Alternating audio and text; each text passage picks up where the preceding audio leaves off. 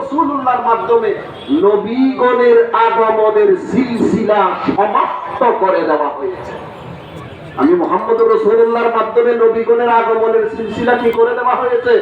সমাপ্ত করে দেওয়া হয়েছে। এটি একটি হাদিস।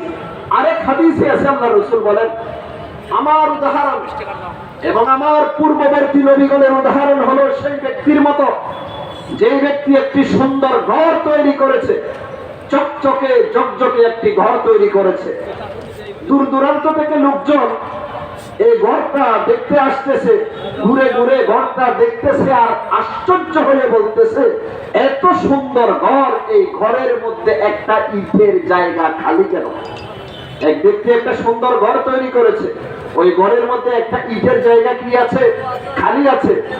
আর লোকজন চতুর্পাশে ঘুরে ঘুরে ঘরটা দেখতেছে আর আশ্চর্য হয়ে বলছে, এত সুন্দর ঘর, এই ঘরের মধ্যে একটা ইটের জায়গা খালি কেন? আল্লাহর রাসূল বলেন, ফাআনা নাবিয়্যুন ওয়া আনা খাতামুন নাবিয়্যিন।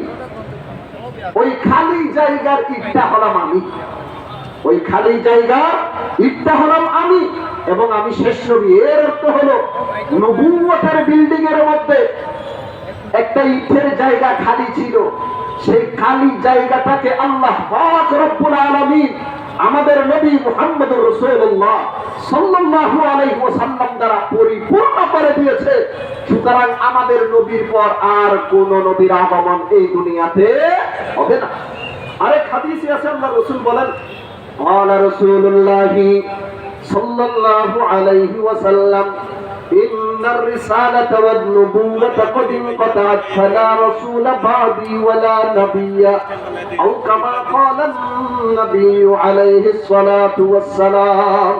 আল্লাহ রাসূল বলেন, আমার নবুয়ত এবং রিসালাত সমাপ্ত হয়ে গেছে, আমার পরে কোনো রাসূল নেই, আমার পরে কোনো নবী নেই। আরেক হাদিসে আল্লাহর রাসূল বলেন, قال رسول الله صلى الله عليه وسلم سيكون في أمتي 30 كذابون كلهم يزعم أنه نبي وأنا خاتم النبيين لا نبي بعدي أو كما قال النبي عليه الصلاة والسلام। আল্লাহ রাসূল বলেন, চিরে আমার উম্মতের মধ্যে 30 জন মৃত্যু দাজ্জালের আবির্ভাব হবে, তাদের প্রত্যেকে দাবি করবে সে নবী, অথচ আমি শেষ নবী, আমার পরে আর কোন নবী নেই। এই সমস্ত আহাদিস স্পষ্ট ভাষায় আমাদেরকে বলে দিচ্ছে যে আমাদের নবী আখেরি নবী, আমাদের নবীর পর নতুন করে আর কোন নবীর আগমন এই পৃথিবীতে হবে না।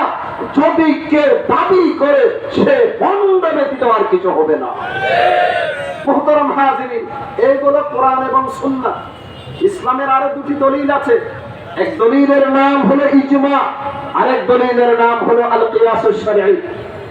মিশকাত শরীফের ব্যাখ্যাকারী মুল্লা আলী কারি রাহিমাহুল্লাহ তাআলা শরহুল ফিকহিল আকবর নামক কিতাবের 274 নম্বর পৃষ্ঠাতে লিখেছে, ইন্না দাওয়ান নবুওয়াতি ওয়ার রিসালা ইন্না দাওয়ান নবুওয়াতি বাদা নবিয়্যিনা সাল্লাল্লাহু আলাইহি ওয়াসাল্লাম কুফরুন বিল ইজমা। আমাদের নবীর পর নতুন করে নবুয়তের দাবি করা এটা উম্মতের ঐক্যমতে কুফরি, এটা উম্মতের ঐক্যমতে কুফরি।